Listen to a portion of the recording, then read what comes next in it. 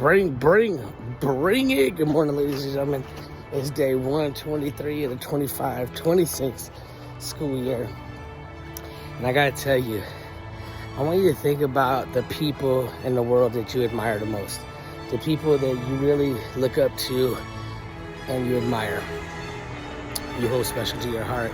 And you just look up to for guidance and leadership and all the positive qualities. And then what I want you to do is I really want you to focus on what about them makes you admire them.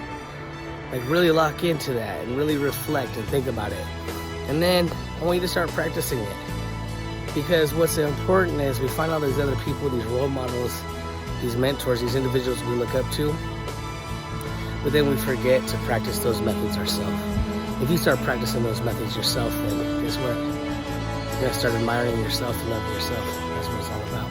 Stay blessed.